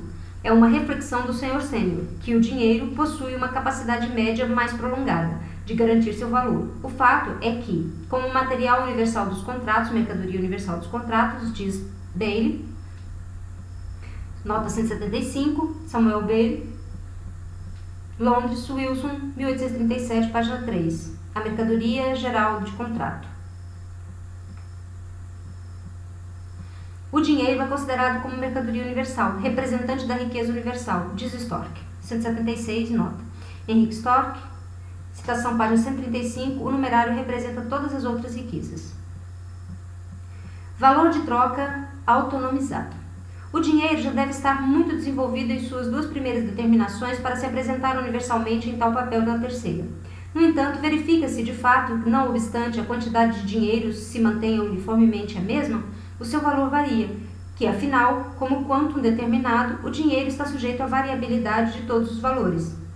Nesse caso, a sua natureza como mercadoria particular impõe-se sobre a sua determinação universal. Como medida, a variação lhe é indiferente, pois em um meio variável sempre podem ser expressas duas relações diferentes ao próprio meio, precisamente como em um meio constante. Nota 177, Samuel Bacon, citação anterior, página 9 a 10. Como meio de circulação, a variação também lhe é indiferente, já que a sua quantidade como meio de circulação é posta pela medida. Porém, como dinheiro, tal como aparece nos contratos, é essencial. Afinal, nessa determinação se evidenciam suas contradições. A retomar em sessões particulares, primeiro, dinheiro como moeda, nesse caso muito sumariamente sobre o sistema de moedas. Segundo, historicamente, as fontes de ouro e prata, suas descobertas, etc., a história da sua produção. Terceiro, causas das variações do valor dos metais preciosos e, consequentemente, do dinheiro de metal. Efeitos dessas variações sobre a indústria e as diferentes classes. Quarto, sobretudo, quantidade da circulação com referência ao aumento e à redução dos preços, século XVI, século XIX. Nesse caso, a ser visto como o dinheiro, como medida, é afetado pela quantidade crescente, etc. Quinto, sobre a circulação, velocidade, quanto necessário, efeito da circulação, mais, menos desenvolvida, etc. Sexto, efeitos dissolventes do dinheiro. Retomar isso. Aqui, as investigações especificamente econômicas. O peso específico do ouro e da prata, muito peso contido em volume relativamente pequeno, quando comparado com outros metais, repete-se no mundo dos valores, de modo que contém grande valor, tempo de trabalho, em volume relativamente pequeno. O tempo de trabalho nela realizado, valor de troca, é o peso específico da mercadoria. Isso torna os metais preciosos particularmente apropriados à função da circulação, ou na circulação, já que se pode levar no bolso uma porção significativa de valor e na acumulação, já que se pode guardar em segurança e acumular grande valor em pequeno espaço. O ouro não se transforma durante a acumulação, como o ferro, o chumbo, etc. Permanece o que é. Se a Espanha nunca tivesse possuído as minas do México e do Peru, jamais teria necessitado o cereal da Polônia. Nota 178. Citação, nota 179. Todos, 10 futuros reis, têm o mesmo pensamento, transmitir à besta a sua força e o seu poder. A besta fez com que todos tivessem uma marca na mão direita ou na fronte, e que ninguém pudesse comprar ou vender a menos que tivesse a marca com o nome da besta, ou o número do seu nome. Bíblia Vulgata, o Novo Testamento, Revelação de João 17, 13, 13, 16, 17. Para a interpretação, comparar com Friedrich Engels, Mitschrift Eiler, em Mega, seção 4, capítulo 1, páginas 429 a 430, do mesmo autor. The Book of Revelation, em Progress, Londres, 1883, volume 2, páginas 112 a 116. A nota 178, sobre a Espanha sobre se a Espanha nunca tivesse possuído as minas do México e do Peru. Pierce, Havestone, Londres, Andrews, 1824, página 20. As quantidades correspondentes de mercadorias cedidas, umas pelas outras, constituem o preço das mercadorias. Nota 180. Henrique Stork, já citado, tomo 1, página 72. O preço é o grau do valor permutável. Nota 181, Ibidem, página 73. Como vimos na circulação, simples enquanto tal, no valor de troca em seu movimento, a ação recíproca dos indivíduos é, quanto ao conteúdo, somente satisfação mútua e interessada de suas necessidades, e quanto à forma, trocar por, como igual, equivalentes, de modo que a propriedade também é posta aqui somente como apropriação do produto do trabalho, mediante o trabalho, e o produto do trabalho alheio mediante o trabalho próprio. na medida em que o produto do próprio trabalho é comprado mediante o trabalho alheio. A propriedade do trabalho alheio é medida pelo equivalente do trabalho próprio. Essa forma da propriedade, assim como a igualdade e a liberdade, está posta nessa relação simples. Isso se modifica no ulterior desenvolvimento do valor de troca e revelará, enfim, que a propriedade privada do produto do próprio trabalho é idêntica à separação entre trabalho e propriedade, de modo que trabalho igual criará propriedade alheia e propriedade igual comandará trabalho alheio. Na página 182, há um recorte, uma imagem da página 3 do caderno 6 do manuscrito Elementos Fundamentais para a Crítica da Economia Política.